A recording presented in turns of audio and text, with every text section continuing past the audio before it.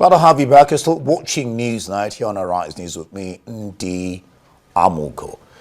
The Nigerian military has joined other sympathizers across the globe to mourn the passing of Nigeria's former president and commander-in-chief of the armed forces, Muhammadu Buhari.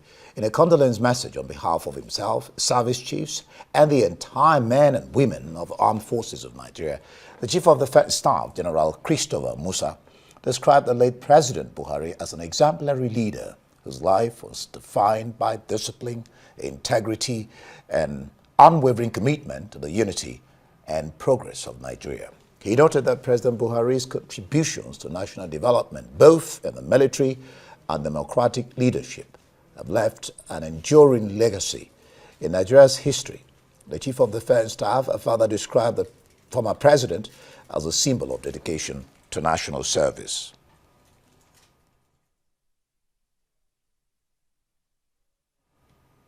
Well, spokesman of the All Progressives Congress, Felix Morka, joins us live from our Lagos studio. Glad to have you join us on Rise News on Newsnight. Felix, again, one can help to, send condolences across to you and the party, of course, the members of the party, for the passing on of the former president. But what was your reaction, just like I started with Femi, when you learned that the former president has passed on? Well, like most Nigerians, I was deeply saddened by the news of the passing of our dear former president, Muhammadu Buhari. Yes, we knew he was not, feeling, too well recently, but, we all prayed for his recovery. So it was sad when the news broke that he had in fact passed on. It's a very sad day for our country, for our party, and I must take a moment to express our party's condolences to the immediate family of the former president, to President Bola Ahmed Tinubu, our current president, to the government and people of Katsina State on this really devastating loss. President Buhari was somebody who was very well known by most Nigerians, especially those who grew up in the military era and who also were here just recently when he served as a two-term president of the Federal Republic. So it's very sad, but we can only pray for God to accept his soul and forgive his sins and receive him into paradise. Fine. He rode to power on a tripod of fighting insecurity, the economy, restoring the economy, and corruption, fighting corruption. But in some circles, you would hear that the economy didn't fare good under him, and initially he may seem to have fought the war against corruption or insecurity, but later, during the course of his administration, corruption seemed not to have been fought because people under him were alleged to take advantage of his, like Adesina described it, leadership of hands off but openness. I don't know how you want to respond to that. Well, first we must look at the legacy of the man himself. I think that if there's anything Nigerians agree on, is the fact that Buhari was the very epitome of discipline, of probity, and of integrity. That was his reputation even before his election as president. Even as military head of state, when other military rulers plundered the economy and looted as much as they could. The former president, I think, left a record of, really one of very sober, selfless commitment to the common good of this country. Now, let's not forget that when the former president was elected in 2015, he succeeded 16 years of the administration of the People's Democratic Party, who had left the economy in utter, chaos. Now, this president, the late president, upon his inauguration, took steps to save Nigeria from falling over the brink. You recall that in the first few months of that administration, Nigeria went in and out of recession. Now, the recession that we experienced in that period didn't happen, because of the election of President Muhammadu Buhari. It was the outcome, the consequences of the very poor profligacy of that administration. So he took steps to stabilize this country. And I think we can't forget that. Because, while many today only remember, the borrowings and the ways and means that government had to resort to hold Nigeria stable. The same people today criticize the current administration for enacting reforms that were in fact due for enactment under the former president. But because he was a stopgap president, he had just been elected in the face and against the backdrop of all of this heinous mismanagement of the economy. He didn't want to, I think, cascade Nigeria into that situation, which we're dealing with today. You see, you can have it both ways. The former president stopped shy of enacting reforms that were necessary. He was criticized for not doing enough. This current president has enacted, reforms that are inevitable in order to save our country. And some Nigerians, especially in the political opposition, continue to criticize him. You see, you can't please everybody. You must do what you must do. And which is why today, the President Bola Ahmed Tinubu is resolved that he will tackle these problems that have been passed from one president to the other to him. He must tackle it headlong and help to build a solid foundation for Nigeria to face the future. All right. Well, when he came into power, later on in the course of his time in power, he had to spend quite some time in UK while he eventually, as it were, passed on. Because of ill health, quite some belief that, because the president said we must produce our own food here in Nigeria, we must produce what we eat, again, to save the economy. One would have expected, too, that the president, late president, would have been able to do something about the health system.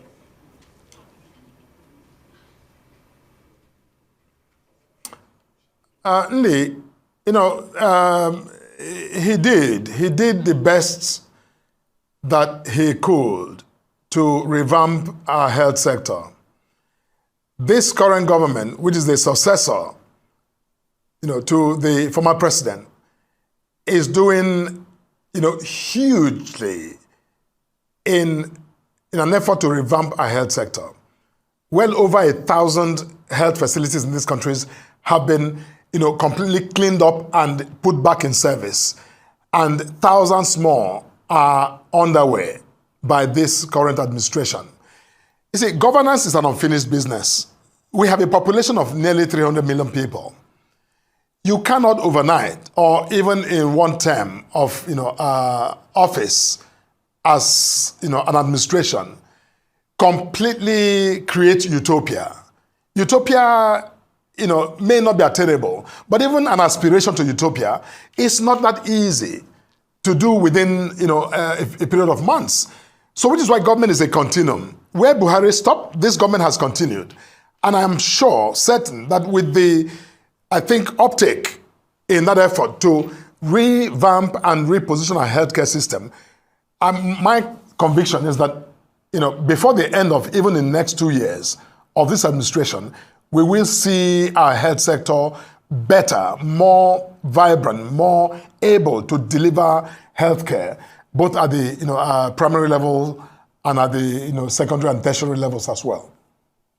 Our leaders will stop traveling abroad for medical expenses, as it were, including, of course, the former president. But break down, if you would, Buhari's legacy as a democratic president who led the country for 2 years, when you consider the fact that El-Rufai says he's disappointed in Buhari's tenure, lapses in governance, policy execution, and leadership.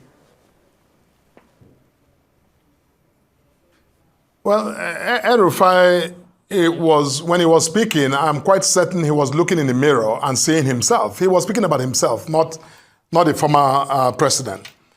Because everyone knows that former President Muhammadu Buhari was an unlikely Democrat. He was a career soldier who had risen through the ranks to serve as military head of state. And then to make a comeback into civilian democracy to, again, jostle for office, of which he got elected in 2015. Now, first, President Buhari leaves a legacy of, I think, inimitable integrity and probity.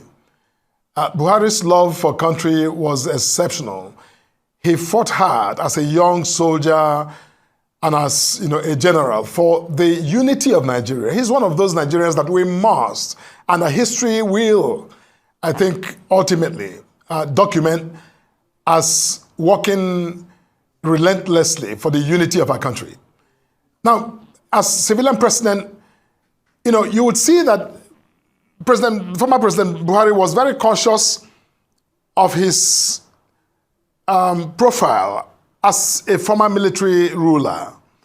And many of those who accuse him of being the go-slow president or of not intervening too much in situations, this man was very conscious of that history and didn't want to come across in a democracy as, again, being that, dictator that, many, I think, took him to be in his first run as military head of state. So he was very calm and was, not as pushy to intervene in circumstances that many expected him to intervene. However, the point is that as civilian president, the president tackled insecurity. He battled Boko Haram from where it was, where bombs were going off in Abuja, to pushing Boko Haram to the fringes, where at some point, I think Nigerians almost forgot that we had this phenomenon. Now, on infrastructure, President Muhammadu Buhari, again, I think, left his footprints for all of us to see. The Second Niger Bridge, for example, he oversaw the construction of that bridge, even when the 16 years of PDP simply, wasted money but did nothing, didn't add a brick to building that bridge. Look at the Lagos-Ibadan Expressway. That again was built under this late president. Again, that road was awarded severally under the PDP administration, but was never built. Money spent, awarded, and frittered away, but didn't result in the building of the road. There's so many legacy projects that he tackled. The electoral reform. He was also the one who brought Nigeria the closest that we are today to a modern electoral system. Whether it's the Electoral Act of 2022, of electronic voting and all of the other good that has come from the electoral reform that he introduced. He takes the cup for all of that reform. Yep. So look, those who want to criticize President Buhari may do so, but his legacy, I think, when history is all said and done, I think he occupies a place, and we continue to occupy a place of prestige and respect in our country. Felix, we can't finish this discussion without talking about people from the Southeast. In some quarters, people believe that all the brouhaha about the unknown gunmen, the IPOB prescribed as it is today, that the former president actually exacerbated incidences that were happening in the Southeast and that he didn't particularly handle it well. Well, again, that is not a judgment call that is informed by all of the facts and reality. The fact is that in any country of the world, when people are determined to create a path of violence and in a way as a means to canvass their political objectives, it will manifest. Because again, if you bring down a lot of heavy hand, unleash the maximum military force that's available to the country in the southeast, if Buhari had done that, I bet that today the question you'll be asking me would be whether or not he didn't use unreasonable force to put down a crisis. Now, President Obasanjo, if you recall, in the OD massacre, unleashed the full might of the military to tackle the small problem that happened in OD. And I think that again, anyone who witnessed that era, I think we have their own opinion about whether or not the former president Olusegun Obasanjo was measured in the way he handled that incident. So look, in retrospect, everyone in hindsight will be will speculate as to what was right or what was wrong. But I think we need to just slow down. Today, former president passed on. I think that in respect to his memory, I will urge Nigerians to at least wait until he's laid to rest before we begin to come up with some of these assessments, many of which, quite frankly, do not bear any relevance to reality. Thank you so much, spokesman of the All Progressives Congress, Felix Morka, joining us on Newsnight. Thank you.